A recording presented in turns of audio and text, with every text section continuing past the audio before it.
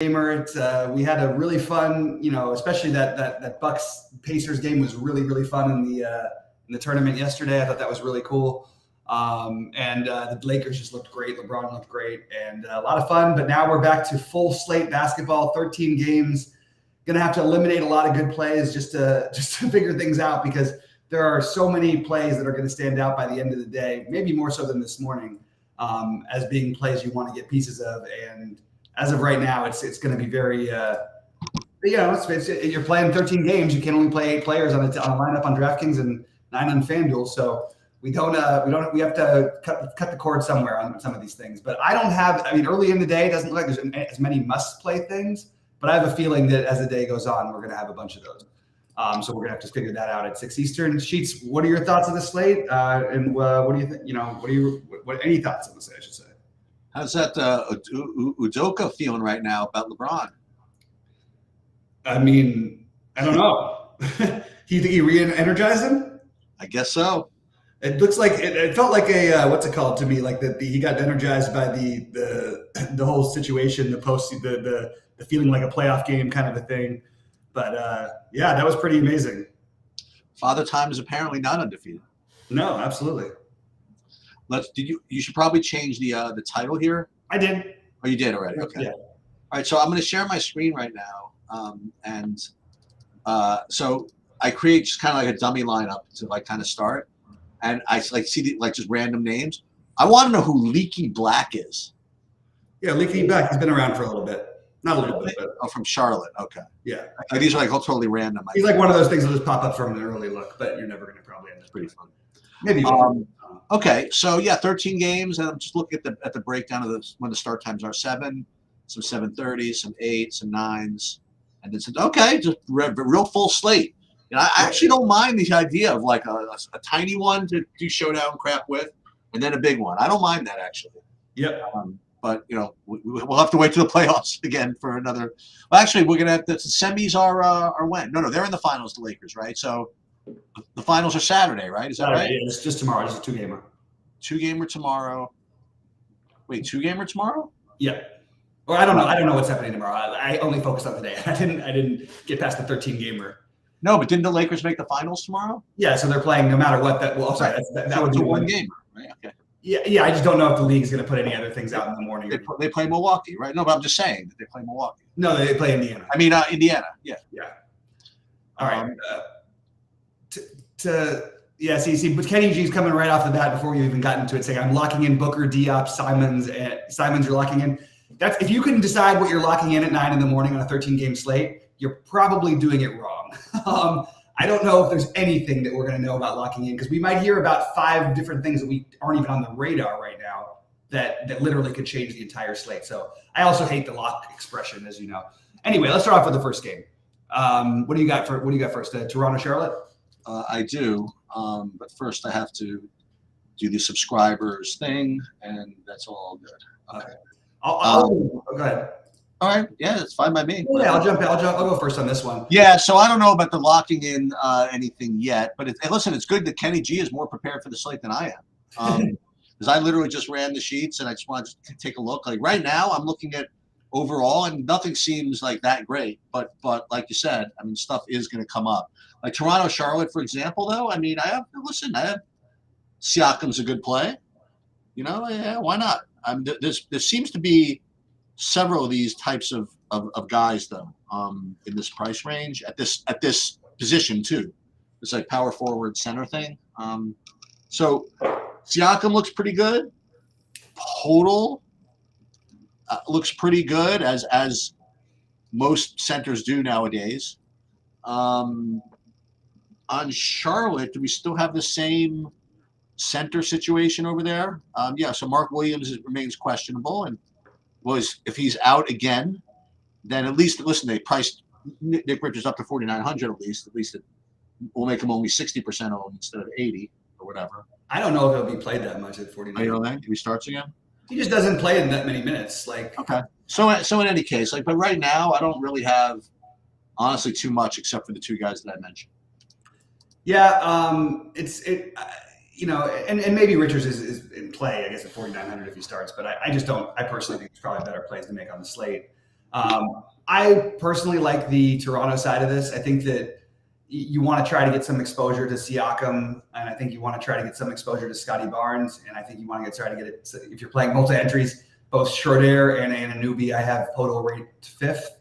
But all those guys I think are good, and my favorite right now would be somewhere between Siakam and Barnes. But I have no problem if you wanted to spend down on Schroeder or Anunoby. We saw a big game from Anunoby the other night. Not always consistent, but plays a million minutes. It's against Charlotte. It's a perfect kind of matchup for him. That's my highest level of interest here. And then on the Charlotte side, look, I don't mind going back to Rozier. He's been great. I understand the price is coming up, but I'm totally on board with taking some shots at Rozier. And if Mark Williams is out, I probably will go back to the PJ Washington thing, even though he was a little disappointing the other day. So I think this game is like it's not a priority stack, but there are some good pieces here. So I'm definitely going to say Rozier and probably Siakam would be the natural way to do it to start off with. But I'm totally good with all those guys from Toronto. All the starters look good to me from Toronto. All right, next up you have Detroit, Orlando. Do you want to start this one off? Yeah, but to give you guys a little context, I mean, according to what I have right now overall on the whole slate, I don't have anybody projecting over 6x. So like currently, like the value is not all that great, but just because it's a 13-game slate, stuff's going to happen. Right. So you got to be on the lookout for it. I don't know if the guys that Kenny mentioned in there are going to be the guys, but well, I guess we'll just see about that.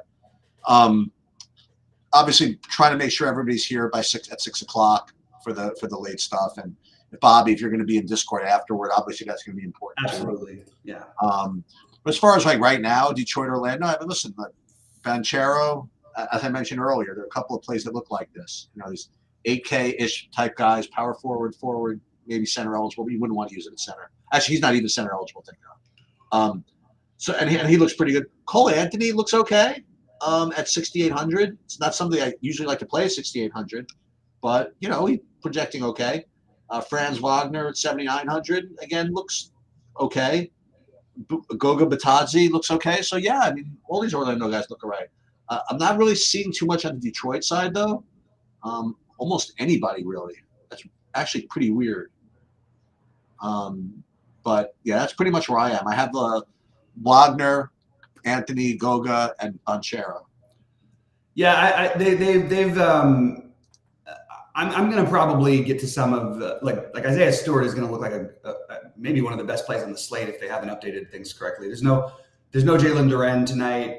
We've seen them play Isaiah Stewart at the 5 at times in this situation. We've also seen Bagley come in and start, and still seen Isaiah Stewart play the 5. So I think Isaiah Stewart is right off the bat probably a guy you'd probably want to use in cash games.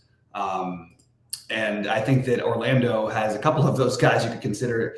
Cole Anthony. So there's no Jalen Suggs, no Markelle Fultz, which has got to make Cole Anthony. It's why he stands out as being a great play.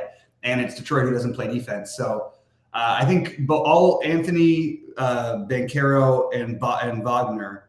I think the idea of playing one of those three with a slight lean to Banchero for me is probably a good idea because you have a lot of that. Fultz has been out, and so has Carter. And it's not that Suggs is high usage at all, but you're going to just have more minutes and it's going to be more concentrated. So I like the idea of getting the Orlando pieces. The scary part is with Detroit, as you know, especially when they're on the road, the blowout risk is just always very, very real. So just wanted to throw that out there. But you even could throw it like Mo Wagner is another one. Like if we were talking about, if Nick Richards starts, I think Mo Wagner and Nick Richards would be fairly similar plays if we lost Mark Williams. And I probably wouldn't get there, but I really do like the idea of at least getting one of the Orlando guys in there. And I haven't ranked Banchero, Anthony, Wagner, but I think you could easily mix those up. Atlanta, Philadelphia. So interesting situation because you have Embiid, who projects, at least for me, to be the top, point producer on the slate. And then I have on the other side, I have Capella, the opposing center, as being the top point per dollar play on the slate, which is kind of fun. I mean, Embiid is. We talked about this before the last game. I mean, he's good for 65 3/4 and 80 4. That's just it's what it is. So he's going to be a good play every game. That's just what it is, I guess. And Atlanta, you'll get a bunch more possessions. So I guess that's why he's going to project even better. At least they're projecting with like a legitimate median. Remember, like when they used to project these guys, like, oh, let's put Luke at like 54 or something like that. Right. Something that will like never happen. You know what I mean? Like, but yeah, so he looks obviously really good. You want to try Trae Young at 10-3? I don't know. But Capella, as I mentioned, looks like the good point per dollar play at 6K flat. It's weird. I'm 25%. I don't know that's going to be the case. But, I don't know about that, but we'll see. But yeah, 6K if he's starting and playing, 30 minutes. Yeah, sounds good to me. Yeah, I have no reason to think he'll play 30 minutes. This is strictly based on recency bias because he's played more minutes than Okongwu lately. Don't forget, he's playing against Joel Embiid, 2 quick fouls. It might actually be a better situation for Okongwu. So I actually, of all those 4,800 guys, oddly, Okongwu might be my favorite of them. I like the idea of like Capella makes sense in a vacuum. He's actually had, it's not Embiid has beaten him up too, but like he's had some decent games against him. So he is probably more of a, both of them can stand in front of him. So yeah, Capella or Congo I don't really have anybody else that I want to prioritize from Atlanta. I will mention that Trae Young is questionable. If Trae Young's out, I think this is going to be a stack this game and hope it keeps going because I think there's a lot of guys who want to play. We already don't have Jalen Johnson. So I have a bunch of other just meh plays. Sadiq Bey, Bogdanovich, Murray, Young are all fine. I just think that it's a big slate. I'd rather stick with the Philly side of this. And I love that Philly's going to get low ownership on this slate. We've seen what Embiid keeps doing to these fast-paced teams. It used to be sort of the opposite, that like the other guys would sort of take over in those up-tempo games. They just don't have, in general, just nobody can guard him. Embiid has been absolutely nuts. He's got more 40-point games than any other 2 players in the league combined this year, for more 40 real-life point games. So I'm all about the Embiid. And I think if you're not playing Embiid, I would go ahead and play Maxey here. I think one of those guys is getting, that 6X at a high price tag that you really like because you're playing Atlanta. If the game stays close, I really, really like both of those guys. The next one, a little knockdown because Kelly Oubre is back for both those guys, but not enough to where I'm going to be too concerned. How did Oubre end up doing in that game when he came back against Washington? I forgot. I didn't check. Who was that? Remember Oubre, his first game back against his old team? I don't think he did anything. There's no room for him. You know what I mean? To go as nuts until they make him like. Well, he's getting closer. By the way, I was going to say until they make him 5K. He's 5,600, not 6,500 anymore. But Batum and Covington had taken over that role. But Covington is sort of like had taken over the role. Now Covington didn't even play the other night, so he's not even projected to play a minute tonight. So maybe it does go back to Oubre. But I think Batum is my only other guy on this team that I'm really considering other than Maxey and Embiid. It feels kind of gross, but Embiid, Batum has been good for them, and he's a really good like linker of people. So he ends up staying on the court a lot. So he played 32 minutes the other night. I don't mind going back to him, assuming that he is somewhere near those minutes. Even though he's not a great point per minute guy, he's going to get some rebounds, going to get some assists, and he can always sneak his way into like a 35 fantasy point game at 4,300. So I like all these guys. A nut matchup. I think Batum is a little bit on the outside looking in, but I may consider him for value later today. All right, what else do we got here? What next up is for you? Sorry, I'm trying to go between screens when they all start. Washington, Brooklyn. All right. We have Gafford, was originally listed as questionable, but he did participate fully in shoot around. So I expect him to play. He looks pretty good at 5,400. That seems to me to be the only standout, at least from the Washington side. And Brooklyn, like they have all their guys now, so I don't seems like a good matchup and everything like that, but I don't know who I would really play with all these guys in. So for me, probably just again another part of the center carousel. With who's better, Gafford or Orlando Robinson? We'll get to him in a minute. Right. Anyway, I do like Gafford here, and among a million centers I like. Yeah, I actually think the total of this game could actually be higher. By the way, we did get the things right, Sheets. I think we got the unders in both games. I think they have. The Laker one was close. I don't know what the actual line was. I think it was. I think they ended up just getting under because the blowout was really tight at the end. That's it. And then the Indiana money line, of course, cash. But the Pelicans money line did not. Daniel Gafford, assuming that he plays now. If he doesn't play, we're going to have a lot of questionable things to do. But as of right now, just assuming that he plays, Daniel Gafford, I think, is another one of those bodies at center that makes a lot of sense. Again, I mentioned the other night, I played he and Embiid on the slate where we had the ultimate value, and both routes were completely viable. You can get 100 from those two guys, or you can get 50 from the other two 3K guys. And both routes I think made actually some sense. But yeah, and I think Gafford in a pace-up matchup is definitely interesting. I think this game really could get a little bit wild. What I don't understand is we had a huge slate the other night where Kuzma was getting like 20% ownership against Philadelphia, and no one could explain it to me. Why? I was like, why are people into this play? Kuzma's 8,500. He's going in a bad matchup in a game they could get blown out, which they didn't. But and of course he did absolutely nothing. He had like 20 in the first quarter, ended up with 32. I don't know why he's not projecting better in this matchup. This is like the matchup you'd think that he could go off. Because Poole is definitely playing this game. No, the Poole, even after Poole was in, it was the same thing. Oh, okay. And Kuzma even got ownership, by the way. It wasn't like it was, even after Poole was announced in. So I just think it's a little bit interesting to me. And I will say that I think Kuzma is a really good tournament play because I would love to get exposure to this game. And as you mentioned with the Brooklyn side, it's really hard to do because they have everybody. I think Claxton is your best bet. I think Bridges is too expensive, but he can always get there. I think Cam Thomas can always shoot himself into a monster game or have negative 3 points going into the fourth quarter like he did the other night. But a lot of questions and nothing to answer. If it was a tiny slate, my sneaky play of the day would be Dennis Smith Jr., but it's not a tiny slate, so I can't do that. So really, it's hard to find anything outside of Claxton that makes a lot of sense on Brooklyn. But I do like Claxton, and I think that Cam Johnson is fine. I don't love the 6,500 in general for him, but good matchup. So I wouldn't fault you for playing a lot of people in this game. I just don't have any of them as priorities quite, except for maybe by the end of the day, Gafford or Kuzma will make it to my list because I really think that Kuzma has plenty of upside in this type of environment if they can stay close. All right, Knicks at Boston.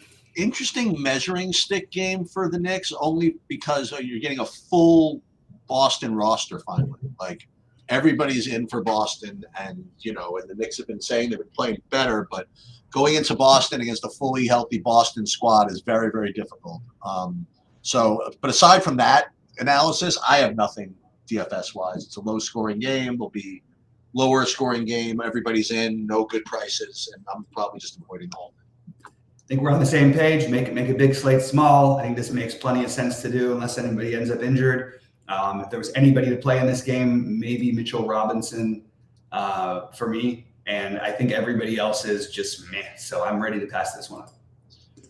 Cleveland, Miami seems like a yawner.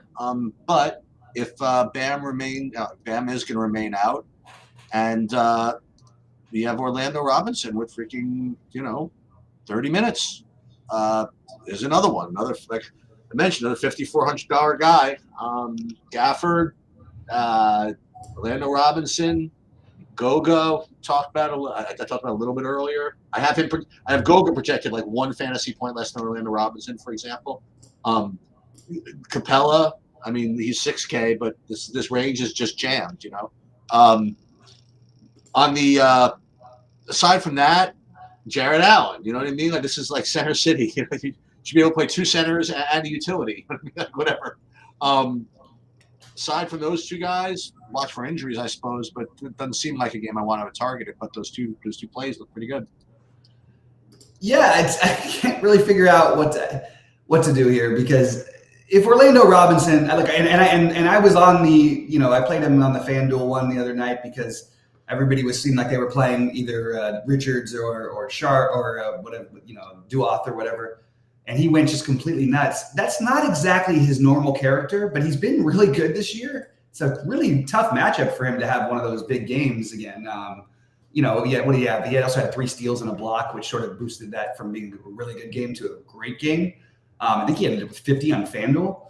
But I think so he makes sense, but so does Jared Allen. I like both of the centers in this game. I think that people are going to play Caleb Martin, and I get it. He just went nuts the other night, and we saw it all through the playoffs. It feels like something you probably shouldn't be chasing. That's just my personal first take. I might revisit this a little later. And I think that if you can get up to Jimmy, I think it's a very, very interesting tournament play.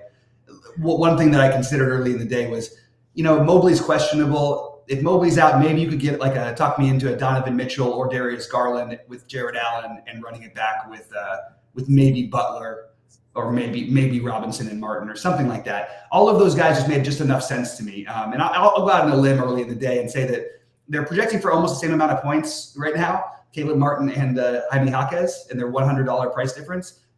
Martin's projected for 1 fantasy point more. And the ownership difference is looking like 20-1 very early in the day. It's going to change, but it's just kind of funny to notice. I like Caleb Martin, and we know he has a ceiling if he gets going, but it just feels like we're kind of reaching it and probably in the wrong matchup. So probably move past it. Minnesota, Memphis, just nobody shows up on my board here.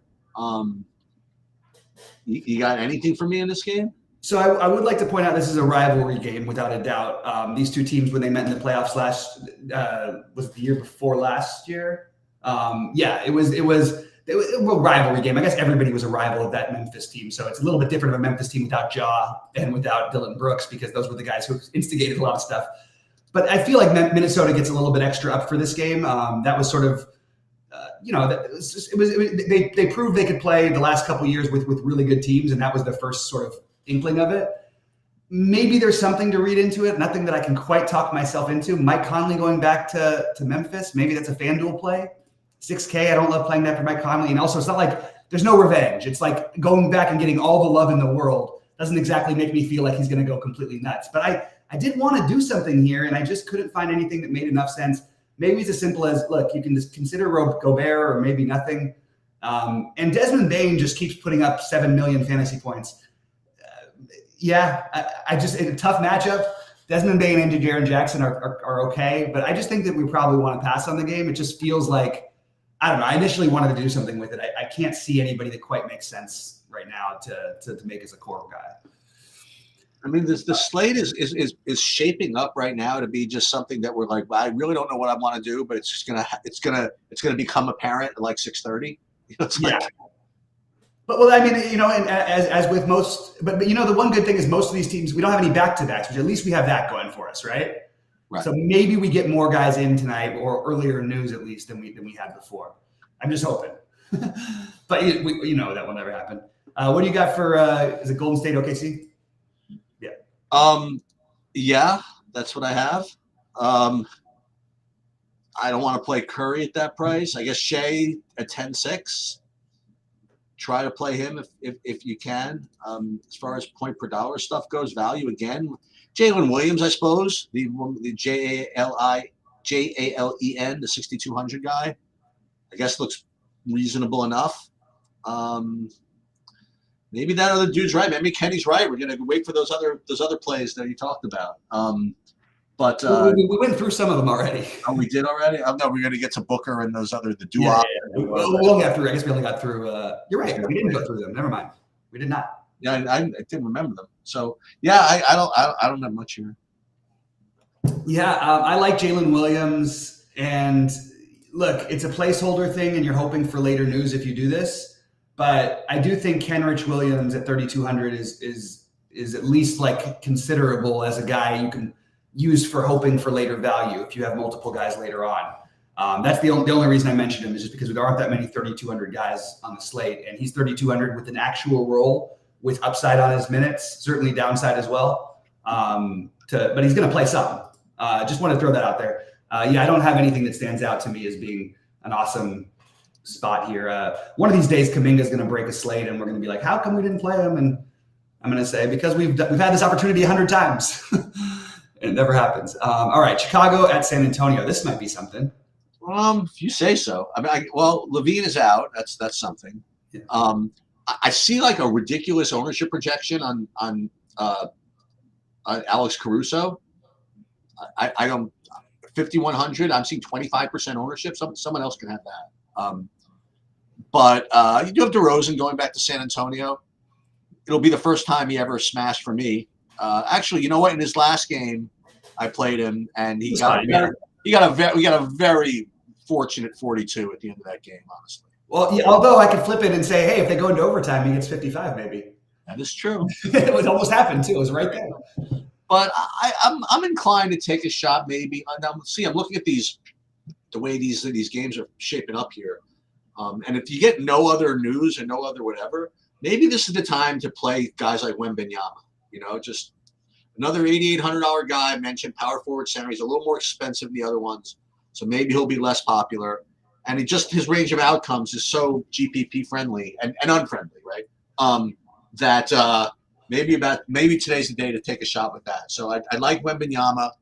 Chicago, I'll defer to you whether this is a Patrick Williams night, like as usual. But aside from that, I think Wembanyama is my preferred play from this game. Yeah, I love Chicago in this thing. Oh, all right. Here we go. We got something. I'm going to be playing probably at least one of DeRozan or Vooch in a good portion of my lineups. And honestly, they're probably not my favorite. My favorite is probably Kobe White. Oh, all right. Here we go.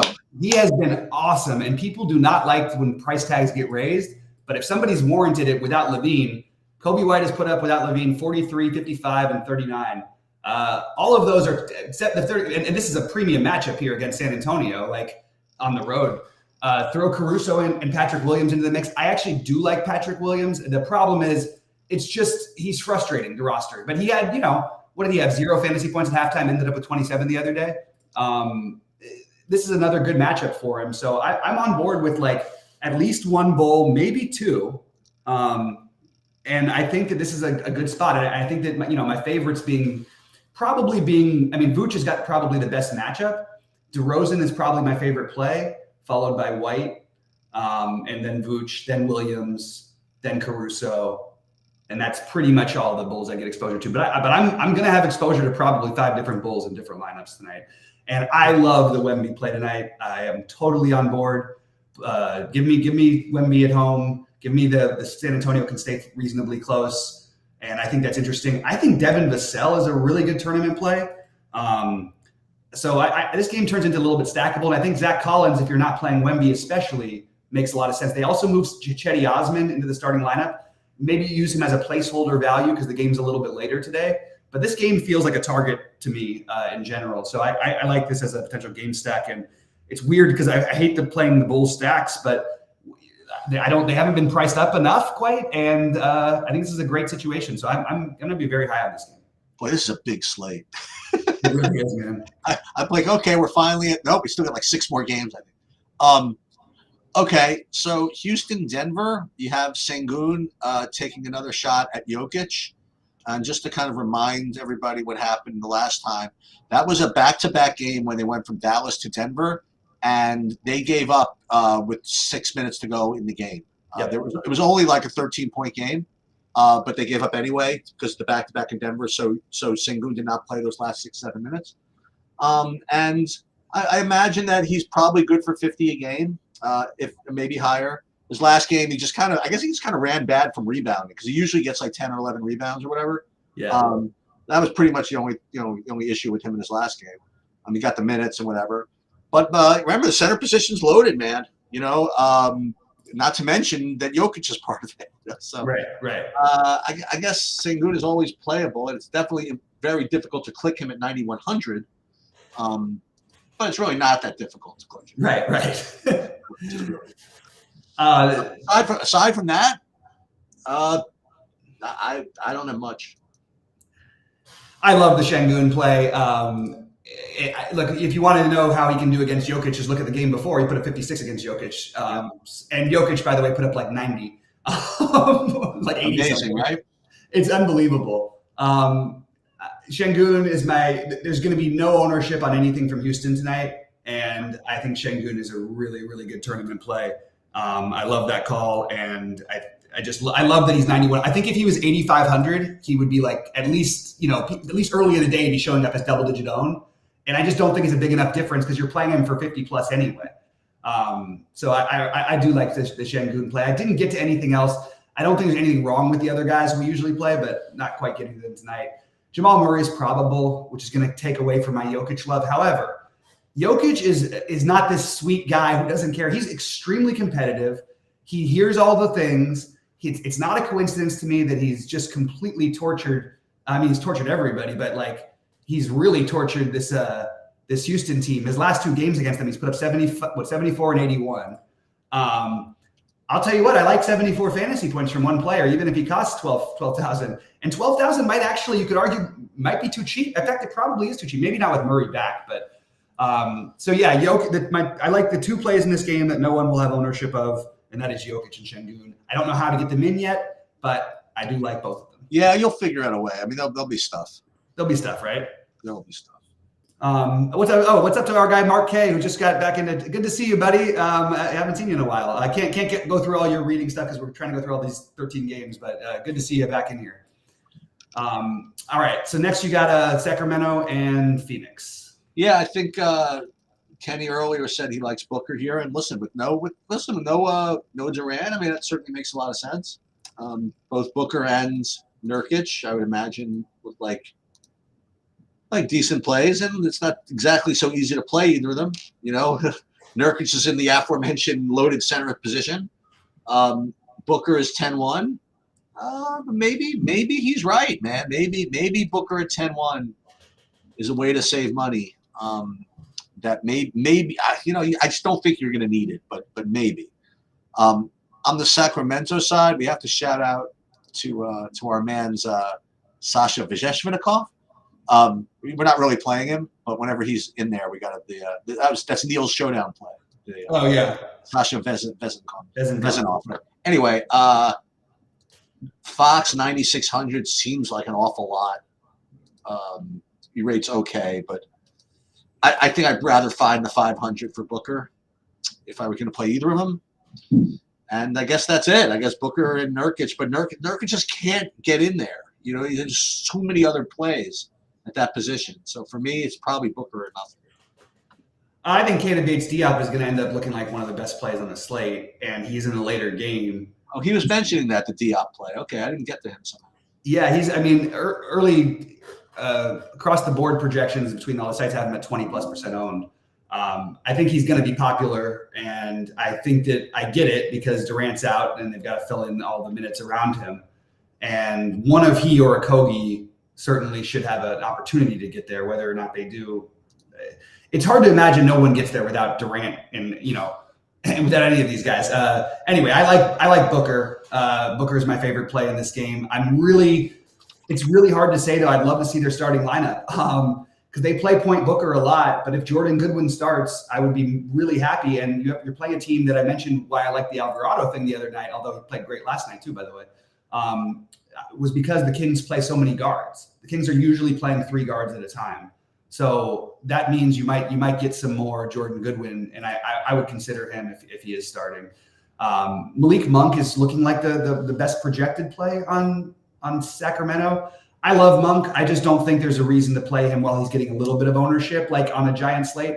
But it's a good enough matchup to where I think I could revisit it. I think for me though, the priorities right here are Booker and Bates-Diop at the moment, but maybe it's going to become a Kogi later today. Why don't you walk me through this Bates-Diop thing for a second? I mean, this is 12 o'clock, right?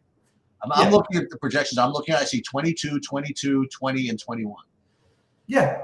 I mean, is that good at 4,500? It doesn't matter what the projections are. It's just that he might play 30 minutes or 32 minutes. I mean, there's no value. I haven't projected for 28 minutes. There's no value, and he's in a later game, or not much value. He's in a later game. Like I got another guy who's the same price. Oh, he's going to be owned too. We'll get to him later. I guess. Okay. Like you said, like there's no value, so all these guys are going to look decent. And it could be the wrong thing. It could end up being, Nas Little night or something. It could be the similarly projected Cedi Osman. Or Cedi Osman. But the only problem is Cedi Osman's the earlier games. Right. So I always give the edge to these guys. But yeah, at high ownership, you certainly don't have to do it. And I don't think the ownership will stay that high, just to be honest. I mean, you've got a Kogi projected 2 points lower, who may play more minutes and could be, we've seen him be much better point per minute at times. And also we've seen him totally blow up lineups at other times, but they're going to need somebody else to do something offensively. So I do have the Booker priority. I think that Nurkic is a good play, but I like you said, it's really hard to get these centers in because there's so many good ones. And then the one of Bates-Diop or a Kogi or Goodwin or Nas Little probably end up in my lineups just because they're gonna have to make up for that Durant being gone. I can't quite get to. I would like to get to something on Sacramento, but I just couldn't find anything that made enough sense to me. This is actually pretty amazing. So I'm looking through the raw sheets before I coagulate everything or whatever. And I'm looking at guys that are like, under 6K that project like even remotely decently. And it takes me like forever to get to a non-center. You know what I mean? And I guess that's why these guys that we've talked about are going to be popular. Like the guys like Caruso, right? The guy we just talked about, the Diop, another guy we'll get to a little later. But I guess that's why all these guys are going to get in there. Even like something like, maybe not, but I was thinking Gary Harris at 4,900. I mean, like these guys that project for 22 points, about 4,500. I guess they're all like non-centers. I mean, excuse me, but all the good ones are centers. So that's why if you're going to fill out your lineups with these non-centers, like these guys are just the best of like a really shitty bunch of alternatives. Yeah, absolutely. That's just what happens. It is. But again, I still think even with the no back-to-back and all that stuff, I still think we might get some news. Yeah. So the delaying, I think, does give you a little bit of edge. For what it's worth. All right, what do you got next? I got Clippers, Utah. I don't really have anything here. I have Kawhi at 8K. Here's another one. Power forward, 8K. Projects reasonable enough. Later game, that helps. Is he that much worse than Siakam? Is he that much worse than Banchero? Considering that he's in the later game? Maybe not. So I'll just throw that in there. But aside from him, I don't really have anything. I think all three of the studs, the George, Leonard, Harden, all make some different degrees of sense. I actually think Harden would be my preferred guy, and I think that Kawhi would be my second guy. But I have no problem if you want to go another way. I think that they're fine. I don't have them as priorities, but they're certainly on the list for me of guys I'm considering. Can't get to much on the Utah side, unfortunately. I did want to mention the one sneaky play here. You might have a really sneaky Zubac play, which I think is kind of interesting.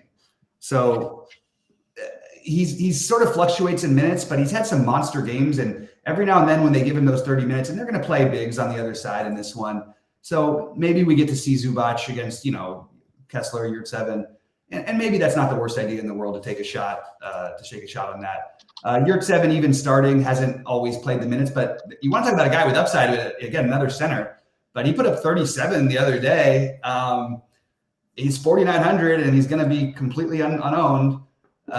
He's projecting horribly, but I think the site I'm looking at, like SaberSim, is projecting him not to start. I think he probably, I don't know if he'll start again. He started the other games.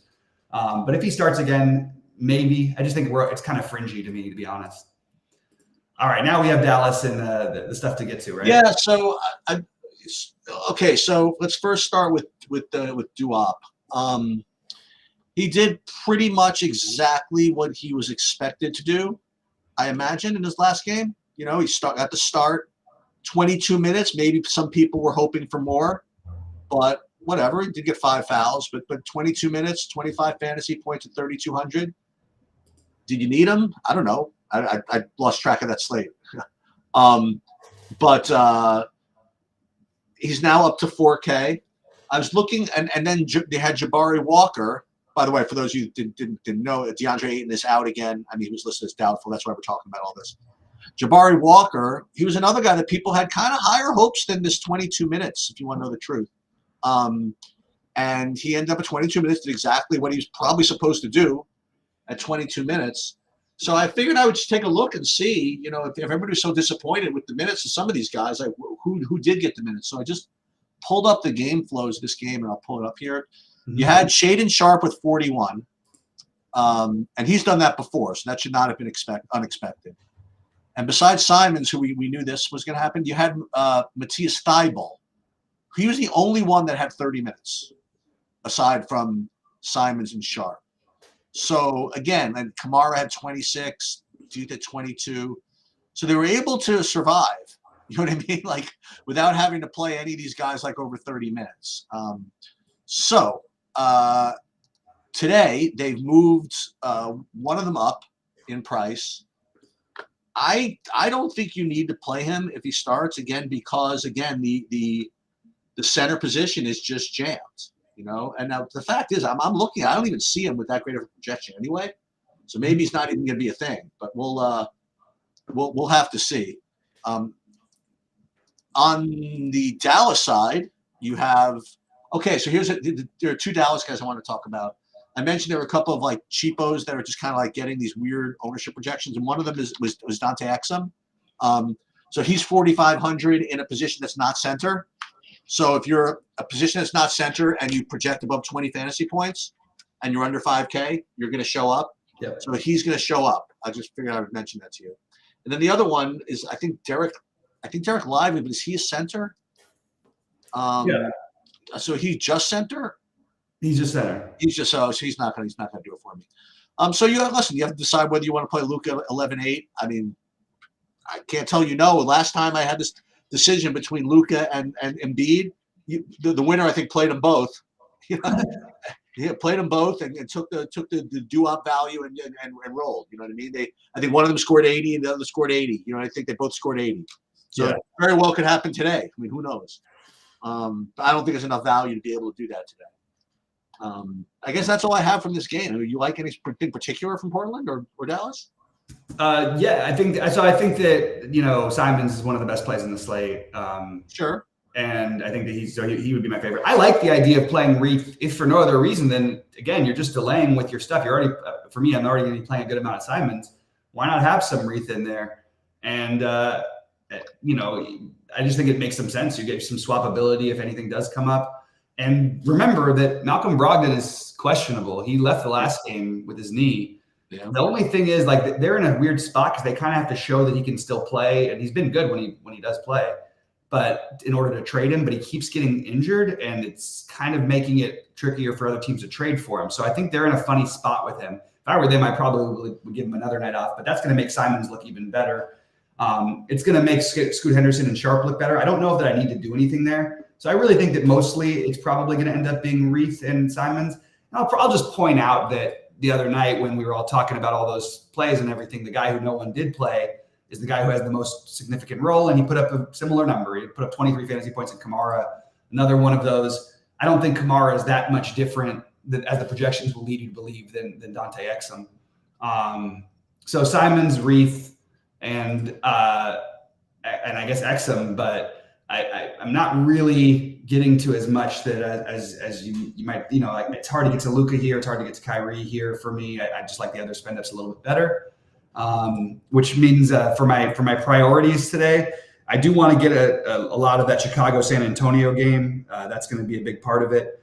Individual plays, I really like Booker. Exum stands out as being the value play that makes sense at this time of the day. Again, you can always switch to Kamara or any of these guys later in the games if you're maybe a little too chalky and you think it's gonna he's gonna be too high owned. I like the idea of getting one of the wing pieces, Bates Diop, whether it be Bates Diop, Okogie, something like that from Phoenix. And that allows me just to play the night. I mean, if I'm already going to be playing basically all my games, most of my games are going to be 8:30 Eastern and after, with the exception of I really like the Magic. So I'll probably try to get to Banchero or one of those guys. And I like the Atlanta I like the Philadelphia side of the Atlanta game. Embiid and Maxey, I think, are terrific plays. So certainly a lot to work through. We're going to have a lot more for you at 6 Eastern because it's just a tough slate. It's simple as that. Well, I just ran here a Saberson build, and we're about to see what it comes up with. And we're not doing the contest, we're just rating them by Saber score. And I'm just trying to predict before it flashes here what it's going to give me. I guess it's going to do the Diop and the Exums, right? I guess that's the deal, but let's just see. No, highest owned player, Cole Anthony, of all things. Then he makes some sense. Yeah, Capella, Anthony Simons, Banchero. Definitely not getting to any of the studs right now. So that's listen. This is going to change, but I think it is important again to keep running the stuff and see what looks like. Here, you get like a Caruso and Patrick Williams, as I mentioned. These 5K guys, even if they don't look that great, are going to just kind of show up. Right. What do you think about, only because we didn't think too much about this, we spoke about Cam Thomas. You like Cam Johnson at all for Brooklyn? I just think that all those Brooklyn guys are in a great spot, so you could throw him in there. Cam Johnson is probably being overprojected as usual, Yep. but actually his projection isn't even that great. I would rather play Claxton, but Claxton's a center guy. Claxton's a center, so it's a little harder. Cole Anthony, that is just not what I expected at all. I'm not surprised. I think it's also a little bit, they're assuming a lot because Jalen Suggs is not a high usage guy. So he's a great player. I love Jalen Suggs. I would take him over all those other guards they have by a long ways. But Cole Anthony coming off the bench at 6,800, probably going to play 34 minutes or so, or maybe 32 to 34. And you're relying on him, just being hot. And this is a good team to be hot against. So I get it. I just think if the ownership gets too out of control, and also maybe you can do something different. It hasn't worked yet, but we haven't had as many guys out yet. I guess we did one time without these guys. Anthony Black, I don't think I can really do it. I just want to throw out that 3,800 in starting always catches my eye, but we know he's not gonna do much while he's out there except to play defense. So yeah, going to be a very tough slate. Anything else, Sheets, before we get out of here? No. All right. Well, I'm going to say good luck to everybody, and we'll see you guys at 6.